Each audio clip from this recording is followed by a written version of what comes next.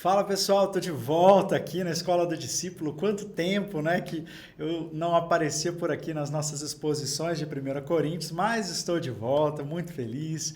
E hoje, infelizmente, não pude estar ao vivo, mas a gente já está deixando essa aula gravada para todo mundo poder continuar estudando esse livro tão importante da Bíblia e continuar aprendendo.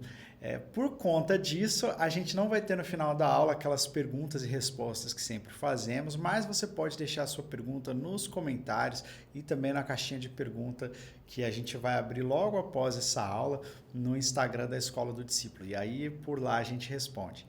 Bom, eu sou Yuri Breder e mais uma vez a gente está aqui para falar sobre Jesus, sobre a palavra de Deus e continuar contribuindo para esse sonho que a gente tem de cooperar com a igreja. Você já sabe, você já pode completar a minha fala para que ela seja intelectualmente robusta e espiritualmente vibrante. É isso que queima no nosso coração e por isso a gente está sempre aqui com a Bíblia aberta para falar da palavra de Deus e não só reunir mais informações, mais conhecimentos, mais realmente ter um encontro com Jesus, um encontro transformador com o Espírito Santo que inspirou essa Bíblia e que continua atuando sobre nós, iluminando os nossos olhos para que a gente perceba as verdades e as delícias eternas contidas na palavra de Deus.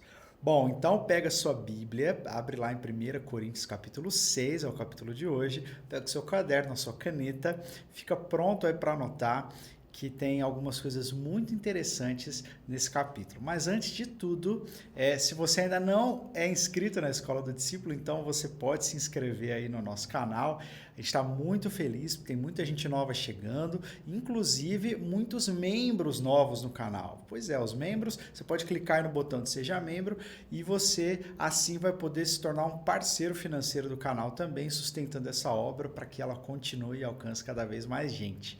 E deixa a sua curtida nesse vídeo também, para que o YouTube possa recomendar para outras pessoas e elas também serem alcançadas, tá joia? Então não esquece de deixar a sua curtida, de compartilhar essa aula também, compartilha no seu Instagram, tira um print da tela, faz uma selfie bem legal, marca a gente lá no Instagram, né?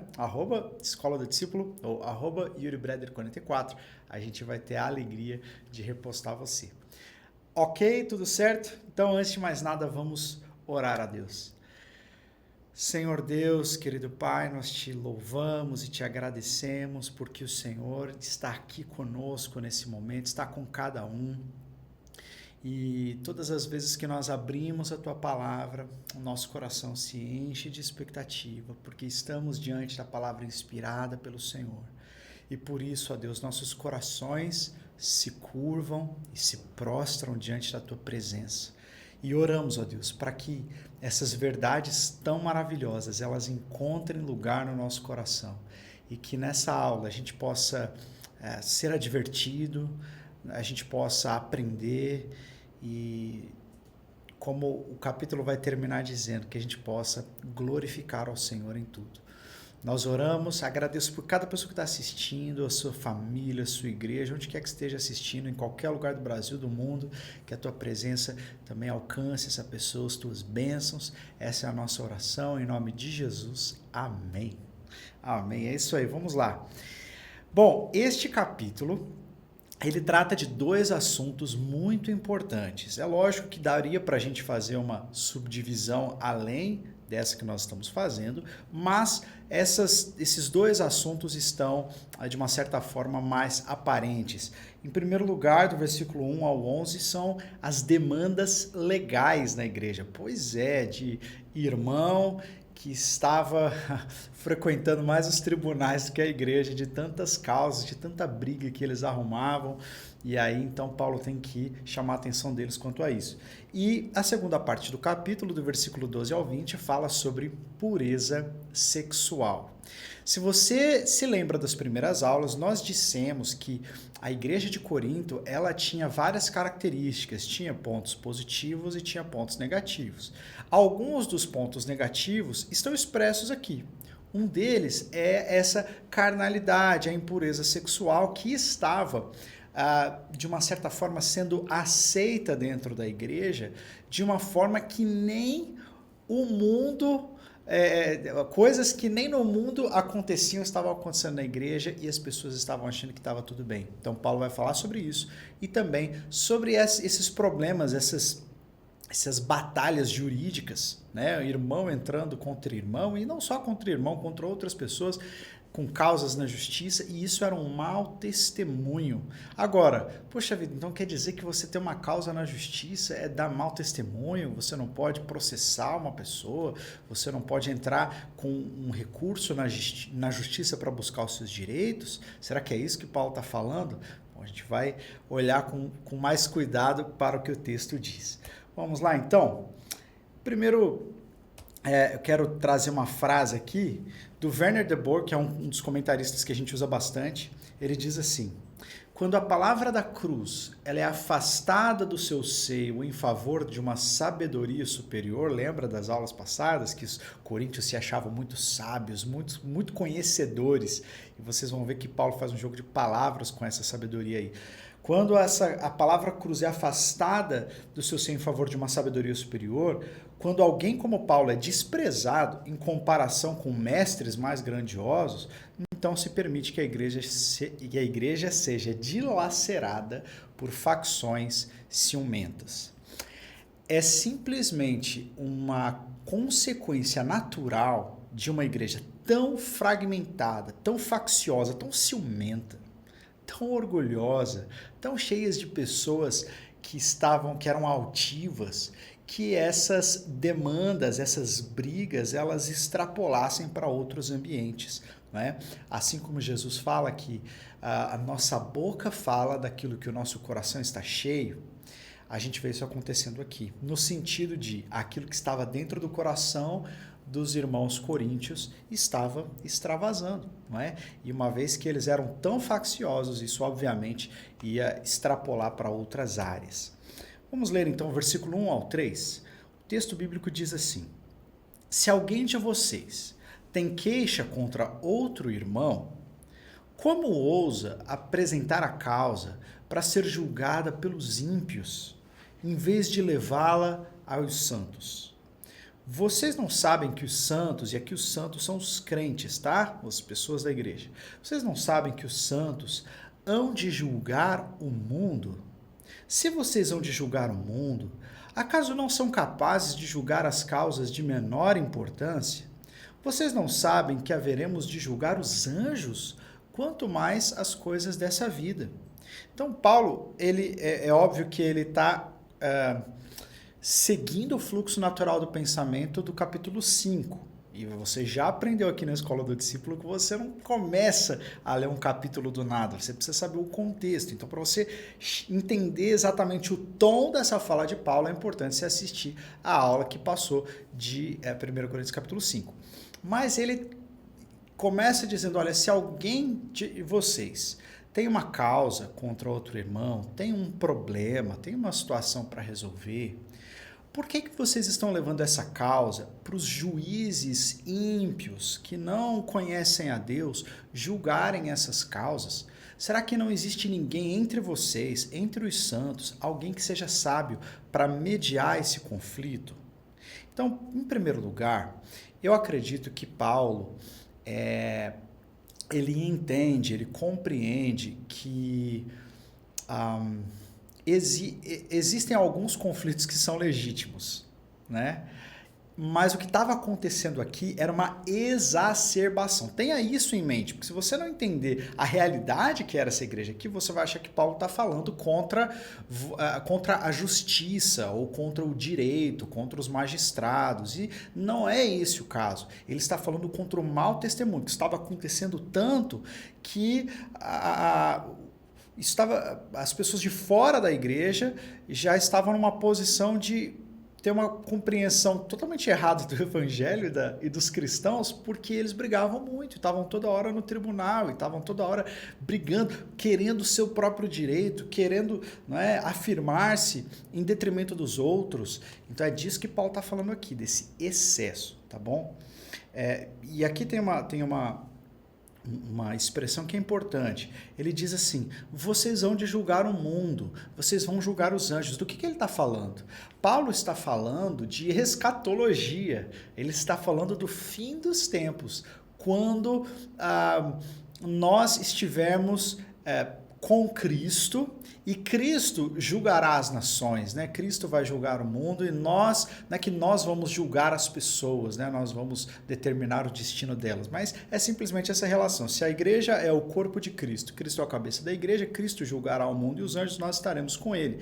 Então, Paulo está chamando a atenção deles para dizer: olha, vocês têm que estar acima disso, vocês são mais do que isso. É? E em Cristo vocês têm condição de viver uma vida diferente da que vocês estão vivendo. Não só, você vai ver que não é só de mediar conflitos, é de nem tê-los, né? É de vários conflitos nem precisarem acontecer, porque vocês precisam ter essa sabedoria. E olha que interessante, aqui nesse versículo do 1 a 3, ele fala: vocês não sabem que os santos hão de julgar o mundo? E depois lá no versículo 3 de novo: vocês não sabem que haveremos de julgar os anjos?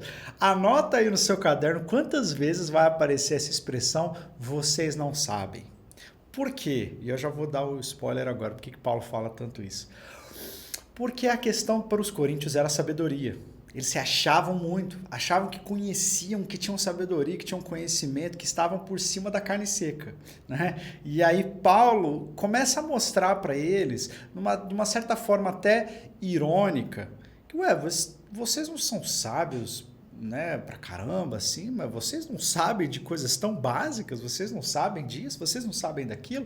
E aí Paulo vai colocando em xeque essa ideia de sabedoria dos coríntios.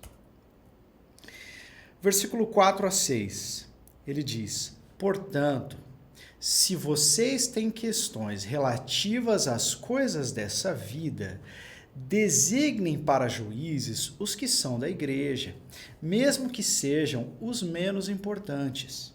Digo isso para envergonhá-los. E aí Paulo está sendo muito claro: eu estou dizendo isso para que vocês percebam que vocês estão em erro e que vocês mudem.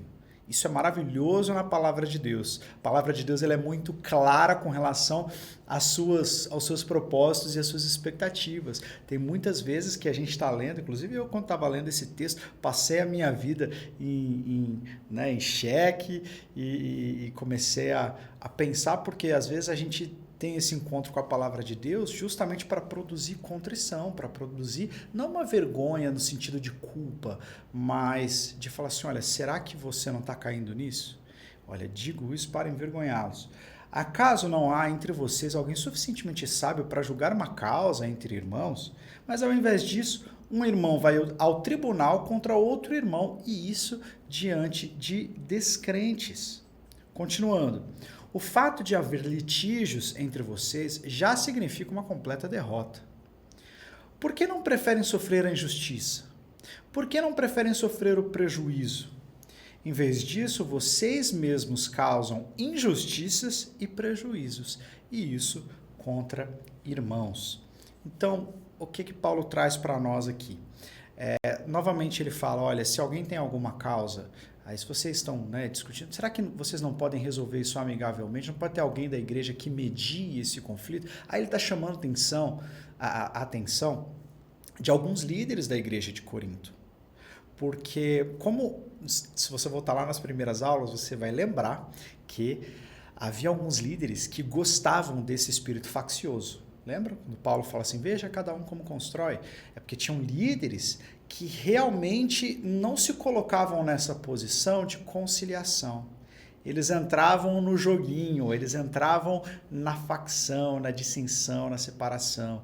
E aí a igreja precisava de líderes que fossem isentos, que fossem imparciais, não é? E que não favorecessem um grupo em detrimento de outro. Então Paulo está chamando a atenção da igreja, mas de uma certa forma tem uma cutucada aí naqueles que são líderes da igreja, que estavam vendo isso acontecer e não estavam fazendo nada. Em vez de assumir a sua posição e falar assim: fulano, vem cá, Beltrano, vem cá, o que está acontecendo?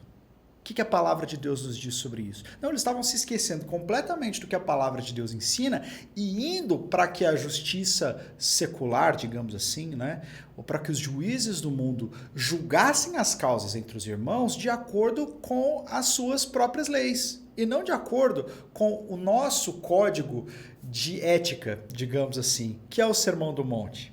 Então, quando Paulo fala, será que não tem ninguém entre vocês que prefira o prejuízo, que prefira sair perdendo? Porque quando um irmão, isso para mim fica bem claro ali no versículo 7 e 8, quando ele fala assim, gente, vocês estão evitando sofrer o prejuízo, evitando sofrer injustiça, mas o tiro está saindo pela culatra, porque vocês estão causando injustiça e prejuízo para a igreja da qual vocês fazem parte. Então, quando você entra na justiça desse jeito, por qualquer coisa, querendo, de uma certa forma, se afirmar, né, acima do outro, vocês estão entrando na justiça contra si mesmos. Vocês estão perdendo para si mesmos. Vocês não conseguem perceber isso? Vocês não percebem? Vocês não veem isso?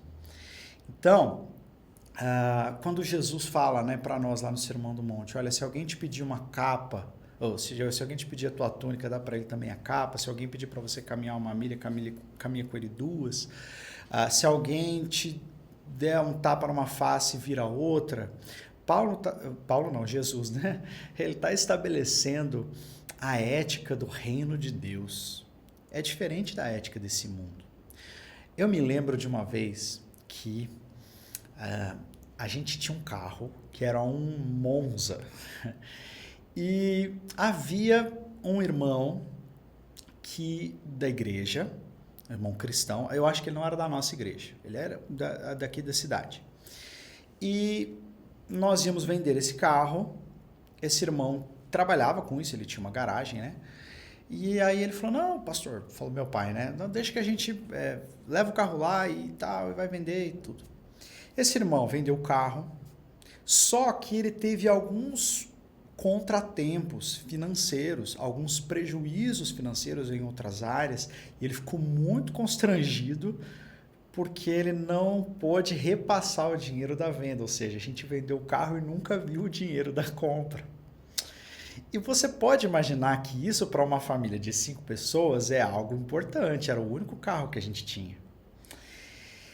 E o tempo passou, esse dinheiro nunca chegou, não é? E algumas pessoas deram essa ideia, falaram assim, mas isso, vocês não assinaram um contrato, mas é direito de vocês, não, vocês têm que receber, não, tem que fazer alguma coisa e tal. E o meu pai, e eu me lembro dele citar esse texto, não há ninguém entre vocês que aceite o prejuízo para não levar essas causas para a justiça. E para mim, então, ficou muito claro que esse era um tipo de situação que não era uma situação de vida ou morte, não era uma situação de uma pessoa estar de fato lesando, roubando a outra, era algo corriqueiro da vida, algo que tinha acontecido, né? E que acontece muitas vezes, você contrata o serviço e não é entregue como você queria, e aí, puxa vida, você vai cobrar a pessoa, e se a pessoa é crente, e aí, meu Deus, não deu certo, como é que você faz? A gente precisa entender que, acima de tudo, o que nos rege é o amor. E Paulo está chamando a atenção dos coríntios para dizer, olha, vocês estão pedindo para os juízes desse mundo definirem para você o que vocês têm que fazer, quando Jesus já disse que vocês têm que fazer. Agora, a pergunta. Foi a primeira que me veio na cabeça. Eu estava conversando com uma amiga esses dias sobre a questão de violência familiar. E como, olha só que diabólico isso. Como que um texto pode ser usado para oprimir, um texto que está querendo libertar e trazer saúde para a igreja pode operar no sentido contrário. Uma mulher que sofre violência dentro de casa, violência física, violência sexual, ela deve denunciar o marido e tal. Isso é uma questão diferente do que estava acontecendo aqui. Eu não tenho dúvida de que uma mulher que estivesse sofrendo na mão de um marido e a sua vida estivesse em jogo, que ela possa se beneficiar de uma lei para preservá-la. Foi isso que Moisés, quando fez a lei do divórcio, ele fez por causa disso, por causa da dureza do coração das pessoas, para que as mulheres tivessem o seu direito garantido. Não é? Então, o que acontece? Tem igrejas que usam esse texto aqui para dizer para uma mulher que foi abusada ou agredida. Fala assim, olha, vamos colocar panos quentes, né? Vamos nos perdoar, e aí não vamos levar essa causa aí para a justiça, porque vai escandalizar as pessoas de fora, o que eles vão pensar da igreja e tal. Não é disso que o texto está falando. O texto está falando de pessoas extremamente ciumentas, orgulhosas, vaidosas, facciosas, que brigavam umas com as outras e levavam todas as suas disputas, até as mais pequenas, para os tribunais. E isso era um grande mau testemunho. Não está falando da vida de alguém que está em risco, de alguém que foi abusado sexualmente, de casos onde a vida está em jogo. Não tem nada a ver com isso. Eu até falei esses dias, tuitei, né? E deu uma repercussão, algumas pessoas não entenderam. Eu falei assim, olha, em casos de violência contra a mulher, primeiro a delegacia, depois o gabinete pastoral. O lugar para tratar de crimes são as delegacias. A igreja não trata de crimes, ok? Então, a gente precisa tornar isso claro, porque tem gente que usa esse texto aqui para extrapolar para situações que esse texto não cobre. Tá joia? E então era isso que estava acontecendo. Eles estavam dando mau testemunho. Imagina um juiz que está lá no tribunal lá de Corinto.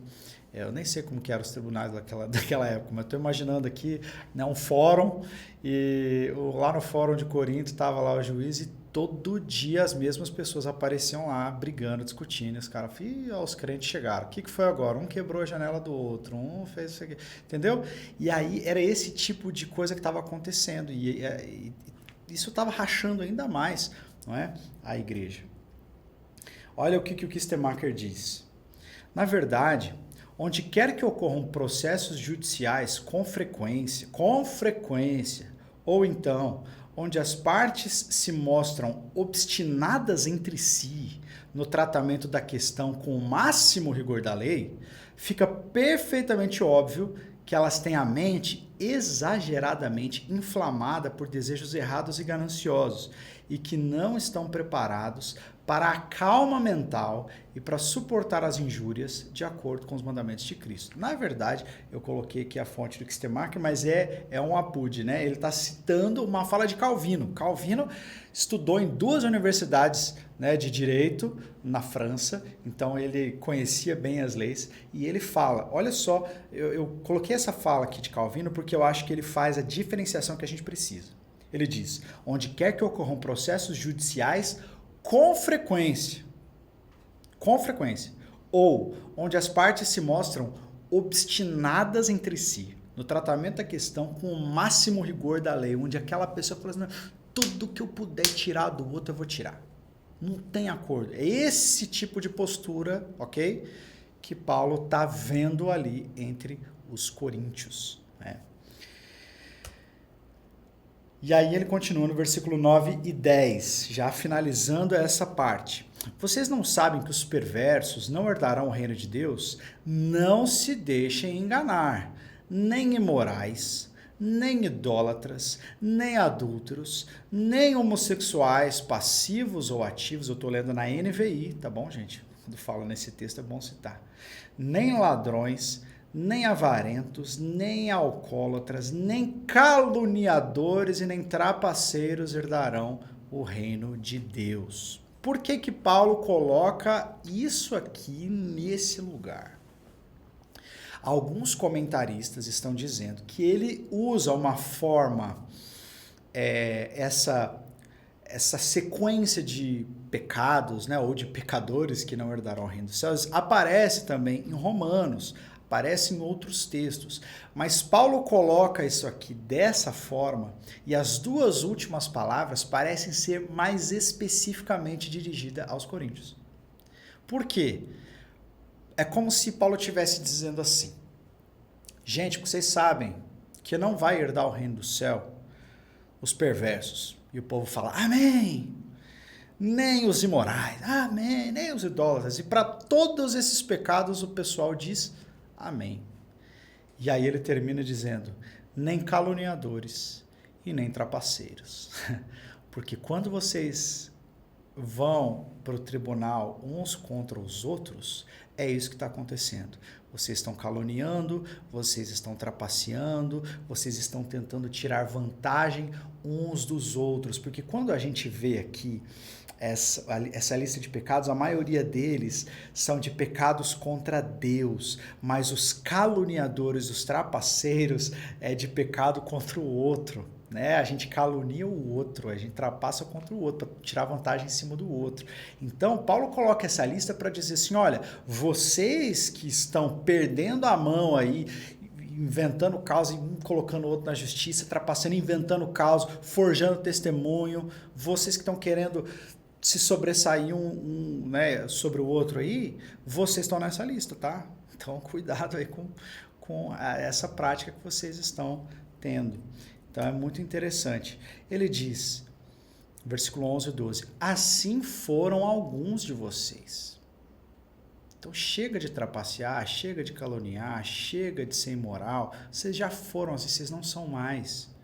Se vocês foram lavados, foram santificados, justificados no nome do Senhor Jesus Cristo e no Espírito do nosso Deus. Ou seja, essa postura que você está tendo não condiz com a sua nova natureza. Lembra dos crentes infantis, dos crentes bebezões, né? Quando Paulo fala lá no início, olha, vocês são carnais, ou seja, vocês estão agindo como o homem natural, é isso que ele está dizendo aqui, olha, isso não condiz mais com a natureza de vocês, de quem ama, de quem perdoa, de quem é paciente, quem tem domínio próprio, isso não combina mais com vocês. Agora, na nossa vida, a gente tem muitas atitudes que não combinam mais com a nossa nova natureza. Pode ser que você não esteja levando ninguém para os tribunais, mas no tribunal do seu coração, você já encontrou muita gente culpada e já desferiu sentenças duríssimas contra pessoas, e isso não condiz com a sua nova natureza. Talvez você não esteja indo para os tribunais, mas você tem um coração faccioso, um coração rebelde, que contende, que está sempre em oposição, sempre em antagonismo, sempre vendo problema. E isso é um mau testemunho. E às vezes você não leva as coisas para um juiz, mas você leva para um colega de trabalho. Você leva a sua causa para ser julgada pelo seu amigo e você conta, você não acha que eu estou certo? E a pessoa fala, eu não sabia que vocês faziam essas coisas na igreja, que vocês tinham esse tipo de briga. E aí, quem é que está ganhando com isso, gente? Testemunho, como é que a gente pode? Eu também creio que esse é o que Paulo está dizendo lá no começo, olha, vocês vão julgar o mundo, os anjos, e vocês não conseguem resolver isso. Gente, como é que vocês pregam reconciliação, que Jesus está reconciliando com ele o mundo, se vocês não conseguem se reconciliar um com o outro? Que poder é esse que Jesus tem, que ele perdoa, consegue perdoar o pecador, trazer o pecador da morte para a vida, mas vocês não conseguem perdoar um ao outro? É uma contra-pregação esse estilo de vida que vocês estão tendo. Então, como é que vocês vão pregar a unidade?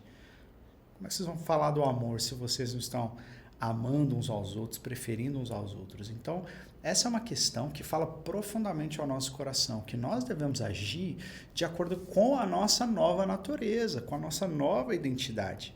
E não da maneira como todo mundo faz. Ah, aconteceu isso, faz isso. Não, aconteceu, não, põe na justiça. Não, leva, dá pau no cara. Não, não é isso, não é assim. Né? Nós temos um outro espírito, uma nova natureza, um novo código de ética, a ética do reino, que nos aponta para um outro caminho. Beleza? Vamos lá então. Agora no versículo 12, finalzinho aí desse último slide, ele diz: tudo me é permitido, mas nem tudo me convém. Tudo me é permitido, mas eu não deixarei que nada me domine. Eu gosto de como a NVI traz essa construção, nem todas as traduções trazem, mas se você perceber no slide, a expressão tudo me é permitido está entre aspas. E a continuação dela, o mas nem tudo me convém, não. Tudo me é permitido, novamente, está em aspas. Mas eu não deixarei que nada me domine, está fora de aspas. O que isso quer dizer para nós? Que Paulo está rebatendo, refutando um tipo de afirmação, de ditado popular que era comum naquela época. Ele diz, tudo me é permitido, vocês dizem. O mundo, os coríntios aí dizem, é comum vocês falarem isso aí, tudo me é permitido, mas eu digo a vocês, mas nem tudo convém. Então, na verdade, não é essa expressão toda que é de Paulo, tá? Tudo me é permitido, mas nem tudo me convém. É só o mas nem tudo me convém. O tudo me é permitido já era um ditado da época, né? Um ditado bem orgulhoso. Um ditado que favorecia esses caras que queriam se sobressair em cima do irmão, né? Tudo me é permitido, eu posso fazer tudo. Não, nem tudo convém. E vocês dizem, tudo me é permitido, mas eu não deixarei que nada me domine. Então, essa segunda parte da expressão são refutações paulinas de ditados populares. Então, tem alguns ditados populares que os crentes usam, mas e vão formando a nossa cultura, o nosso pensamento, e aí a gente tem que pensar, será que isso está de acordo com a palavra de Deus? Né?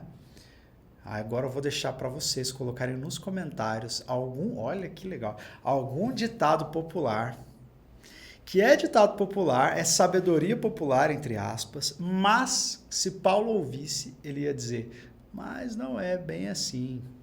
Né? Por exemplo, eu já lembrei de uma, em casa de ferreiro o espeto é de pau. Já ouviu essa? O que isso quer dizer?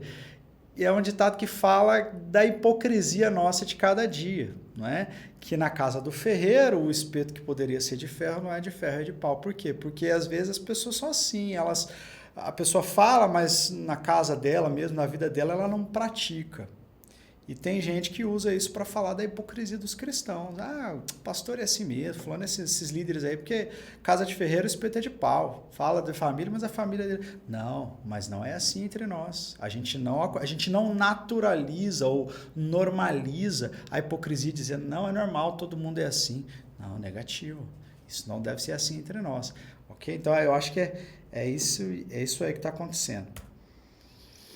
Olha só o que Lutero disse sobre essa questão. Ele diz, um cristão é um senhor perfeitamente livre de todos. Não é sujeito a ninguém.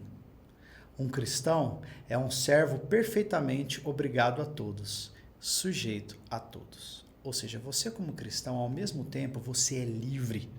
De uma tal forma que ninguém pode te oprimir. Ninguém pode tirar a sua liberdade que você tem em Cristo. Você é uma nova criatura. Podem tirar minha liberdade civil, podem tirar o meu dinheiro, podem tirar... Bom, esse é até fácil. É que não tem, né? Mas podem me tirar tudo, mas não vão me tirar a minha vida, a minha liberdade em Cristo. Nesse sentido, eu sou livre, plenamente livre de todos. Mas num sentido mais profundo, eu sou sujeito a todos justamente porque eu sou cristão. Então eu não afirmo a minha superioridade acima de ninguém, justamente porque eu não sou superior, eu sou servo de todos. Então Lutero estabelece esse equilíbrio, que não é um equilíbrio, é quase que um paradoxo, né, da nossa natureza cristã. 1 Coríntios 6, 15 e 17. Aí agora o assunto entra na questão da imoralidade sexual. Ele diz... Vocês não sabem que os seus corpos são membros de Cristo? Tomarei eu os membros de Cristo e os unirei a uma prostituta? De modo nenhum. Vocês não sabem que aquele que se une a uma prostituta é um corpo com ela? Pois está escrito, os dois serão uma só carne, mas aquele que se une ao Senhor é um espírito com ele. Então, por que Paulo faz essa guinada, né? Isso é uma questão interessante entre os comentaristas, porque ele sai de uma questão trata de coisas legais e entra em imoralidade sexual. Qual é o link entre esses dois assuntos? Que eles parecem meio distantes, né? Ninguém estava entrando com causa na justiça por causa da imoralidade sexual do outro, ao que nós sabemos. Mas o link entre essas duas coisas é o espírito que gera as duas coisas. É a raiz do orgulho e do pensamento de superioridade, que diz, eu posso todas as coisas.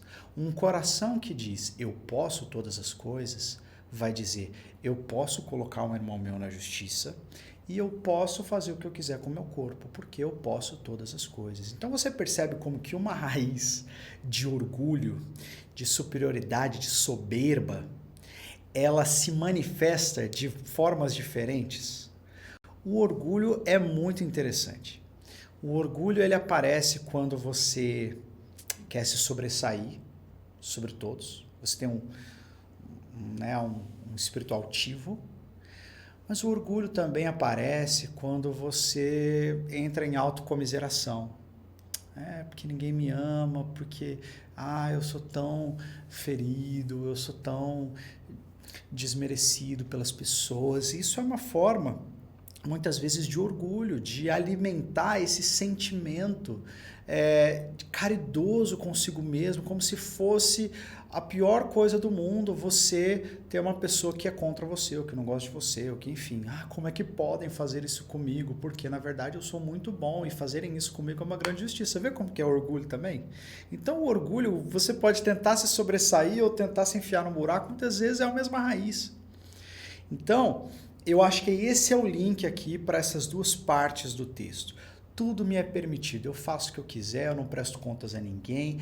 Tem um versículo que eu também não coloquei no slide, mas diz assim, a comida é para a barriga e a barriga é para a comida. Ou seja, eu vou fazer o que eu quiser, eu vou comer o que eu quiser, eu vou beber o que eu quiser e não estou nem aí.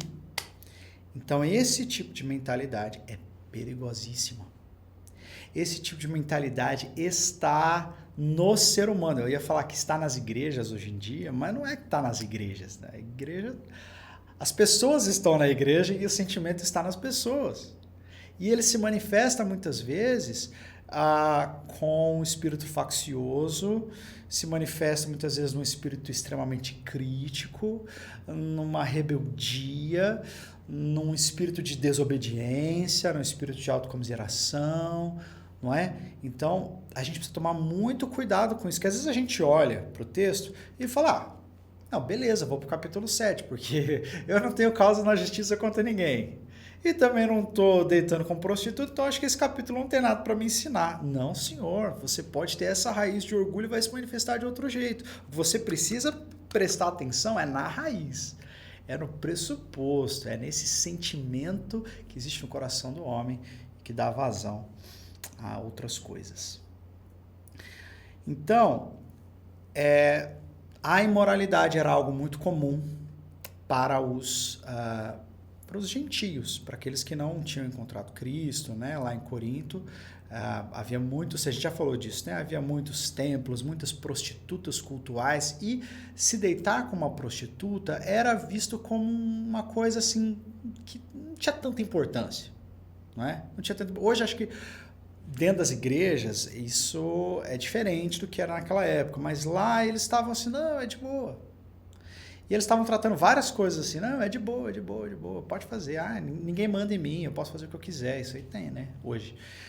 Mas, então, como era muito comum na cultura, eles estavam achando que os cristãos também podiam fazer isso. Tinha até o cara que estava dormindo com a madrasta e a igreja achava que era, né, aceitável, mas não é aceitável. E aí Paulo chama atenção, fala assim, gente, do mesmo jeito que vocês não podem agir contra a sua natureza espiritual, levando os seus irmãos o tempo todo, por todas as coisas, para a justiça, dando mau testemunho e terminando de esfacelar a igreja, vocês não podem deitar com a prostituta. Não faz parte de quem vocês são, vocês estão unidos com Cristo. A nossa união com Cristo, ela é perpétua, ela garante felicidade eterna, ela é salvífica, ela produz bem para o ser humano. A união com a prostituta é uma união que atende só a você, é egoísta, é frívola, é passageira, não tem nada a ver com a sua união com Cristo. Então, se você é um com Cristo, e aqui a gente está falando, olha só que interessante como que é importante estudar a interpretação bíblica. Lá nos primeiros capítulos a gente falou sobre corpo de Cristo, lembra? Aquele que destruir o corpo de Cristo, Deus destruirá. E a gente falou que o corpo de Cristo ali não era o corpo físico, era a igreja, aquele que destruir a igreja, Deus o destruirá. Aqui não, aqui o seu corpo, que é templo do Espírito Santo, é o seu corpo físico mesmo. Então olha só como que a mesma palavra no mesmo livro, no mesmo autor, tem significados diferentes nos lugares onde estão. E aí ele fala, não, vocês não podem fazer isso, vocês já passaram da morte para a vida, vocês já têm um dono. Como que vocês vão se unir a uma outra pessoa, a uma prostituta, né? A imoralidade, se vocês já pertencem a Cristo? E aí o Kistemacher, né, esse comentarista, ele diz, Deus nos deu apetites naturais para que podemos satisfazer em liberdade cristã. Por exemplo, nós somos limitados por leis naturais e morais. O comer e beber devem ser exercidos com moderação. O sexo deve ser conservado para dentro dos laços do santo matrimônio. Mas se uma pessoa cede ao pecado, ela é seu escravo e o pecado é o seu mestre. Então, quando você, no caso aqui do texto, quando a pessoa se deita com a prostituta e cede ao pecado, ela está tomando um outro senhor sobre ele, está voltando ao senhorio do pecado, sendo que ela já nasceu de novo e está debaixo do senhorio de Cristo. Olha só como que viver em pecado é sério, gente. E aí a gente fala assim, não, gente, mas o ser humano é pecador mesmo, e a carne é fraca, e errar é humano. Olha aí outro ditado, né? O que o Paulo diria a isso? É verdade. Nós temos uma natureza pecaminosa, mas nós temos uma outra natureza que se sobrepõe à nossa natureza pecaminosa, que é a natureza divina, a natureza de Cristo, do Espírito Santo. Nós nascemos de novo e temos poder espiritual para dizer não ao pecado. Porque quando eu vivo, meu irmão, minha irmã, quando eu ou você vivemos cedendo ao pecado, olha que sério, não são só atitudes isoladas. Nós estamos trocando o senhorio de Cristo pelo antigo senhorio da morte. Então, se você está vivendo uma vida em que o pecado não é mais um deslize, mas ele é uma constante, e você diz assim, mas é assim mesmo, e tá com muito cuidado.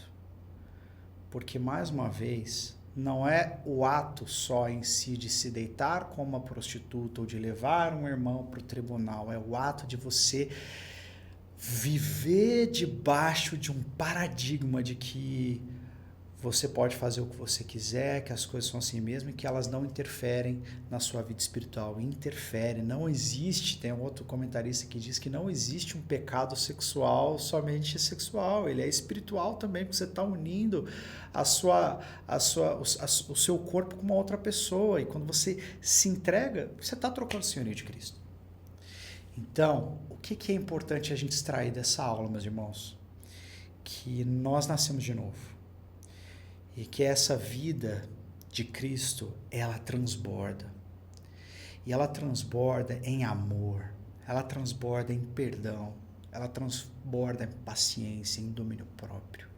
Ela transborda em pureza, em amor ao Senhor, em obediência à palavra. Se a nossa vida está transbordando intriga, pecado, imoralidade, se a nossa vida está transbordando mau testemunho, mau cheiro, nós estamos nos sujeitando novamente ao senhorio do pecado. Isso é muito sério. Nós nascemos de novo e não podemos voltar para o cativeiro do qual Cristo nos libertou. No versículo 18 a 20, Paulo termina dizendo, então fujam da imoralidade sexual. Olha só, fujam da imoralidade. Existe um ato consciente, direcionado, que me coloca numa outra direção, dessa direção que eu estava indo. A imoralidade sexual não vai desaparecer como se fosse uma névoa, um vapor que, olha, agora eu orei e a coisa sumiu. Não, eu preciso ser orientado, decidido e fazer isso conscientemente, fugir da imoralidade sexual. A Bíblia fala, lá em Tiago, sujeitai-vos a Deus, resisti ao diabo e ele fugirá de vós. O diabo foge da gente quando a gente está sujeito a Cristo. Então a gente resiste ao diabo, mas a gente não tem que ficar tentando resistir ao pecado. A Bíblia fala para a gente resistir ao diabo, mas com relação à imoralidade a gente tem que fugir. Então é muito importante entender essa primeira expressão desses últimos versículos como o conselho que Paulo dá para nós vivermos uma vida santa. Precisa ter atitude, não é só vontade, não é só desejo de ter uma vida santa, não é só a culpa pelo pecado que você cometeu. Você precisa se levantar, você precisa se fortalecer em Deus e no poder do Espírito Santo, virar as costas e fugir. Todos os outros pecados que alguém comete, fora do corpo os comete. Mas quem peca sexualmente, peca contra o seu próprio corpo. Acaso não sabem, de novo, né? Vocês que sabem tudo, não sabem que o corpo de vocês é santuário do Espírito, que habita em vocês, que lhes foi dado por Deus e que vocês não são de si mesmos, vocês não têm autonomia, vocês não pertencem a si próprios. Não, vocês foram comprados por um alto preço. Portanto, glorifiquem a Deus com o corpo de vocês. Essa expressão, queria chamar a sua atenção, a expressão vocês foram comprados por alto preço. Parece uma expressão bem característica de um mundo onde era comum comprar e vender escravos. E a gente acabou de falar do senhorio de Cristo, do senhorio do pecado. E aí Paulo diz para nós, vocês foram comprados por um alto preço. Parece coisa de escravo, de mercado, né, de escravos. A pessoa ia lá e comprava. E muitas vezes essa é a imagem que a Bíblia apresenta para nós, de que nós fomos comprados, mas nós não fomos comprados para continuar servindo ao Senhor da morte. Nós fomos comprados para a liberdade, para servirmos ao Rei Jesus, e servindo ao Rei Jesus nós encontramos a verdadeira liberdade. Por quê? Porque Ele não é só o Senhor, nosso Senhor do lado de fora, né? Ele é o nosso Senhor do lado de dentro, Ele passa a habitar dentro de nós. Imagina só isso. Imagina a honra. Então não é simplesmente que você sai de um senhorinho e vai para o outro. Na verdade, nós sempre estamos devotando a nossa liberdade a alguém, ou a nós mesmos, ou ao pecado, ou às pessoas, ou a Deus. Então, de uma certa forma, é impossível você não servir a alguém, né? É impossível você não adorar. Mas no caso dos cristãos, de quem nasceu de novo, nós fomos comprados não para sermos escravos, mas para sermos servos, para sermos a habitação de Deus. Então esse é um tipo bem diferente de escravo, não é? É assim aquele que é servo, mas aquele que está totalmente sujeito à vontade do seu mestre, mas ao mesmo tempo esse mestre habita dentro de você e te dá paz, te dá significado, te dá uma nova natureza, te permite viver na real e plena liberdade, ok? Então, lembrem-se disso. Vocês foram comprados, nós fomos comprados por um alto preço. Eu era escravo da morte. Agora o Senhor me comprou e me colocou em liberdade, não para eu seguir a mim mesmo ou a outras pessoas, para que eu siga a Ele. Mas mais do que isso, para que eu me torne um com Ele. Então, esse capítulo ele é muito forte, né? Ele aparentemente, quando a gente lê sem prestar muita atenção, e com certeza talvez isso já tenha acontecido com vocês, já passaram por 1 Coríntios 6, viram lá um negócio de tribunal, viram um negócio de prostituto, falaram assim, não, isso aqui não é comigo, eu vou para frente. Mas não, tem tudo a ver com a gente. Tem tudo a ver com a gente porque aquele meio do capítulo, aquela expressão cultural que estava entrando na igreja, estava destruindo aquilo que deveria ser de fato o comportamento dos cristãos. Então não é simples assim, eu posso todas as coisas. Não, nem tudo convém. Eu posso todas as coisas. Não, mas eu não posso me deixar dominar por essas coisas. Não é? Eu sou nascido de novo e isso deve transbordar em todas as áreas da minha vida. Amém, gente? Glória a Deus! É isso aí. A gente acabou o capítulo 6. Na semana que vem nós vamos entrar no capítulo 7. É um capítulo muito interessante, muito legal para falar sobre relacionamentos, casamento, divórcio. Tem muita coisa que a gente vai falar no capítulo 7. Então eu já quero fazer o convite para você na semana que vem, domingo, às 11 horas da manhã do horário de Brasília. A gente vai estar aqui firme e forte e eu convido você para estar conosco. E que essa palavra possa cair no teu coração, que você possa refletir sobre ela, possa, de uma maneira sobrenatural, responder a ela, olhando para o seu próprio coração, vendo se a sua vida tem transbordado a presença de Deus, o bom aroma de Cristo, a ética do reino, ou não. E se a resposta for não, você entenda hoje que Deus trouxe essa palavra para que você possa tomar uma atitude. Que Ele ama você, quer fazer com que a sua vida seja de fato plena em liberdade, plena em alegria. E é isso aí. Tá bom, gente? Deus abençoe vocês. Não esqueçam de deixar a curtida aí nesse vídeo, de se inscreverem no canal, ativar as notificações, de se tornar membro do canal, de dar... Como é que é o nome do outro botão?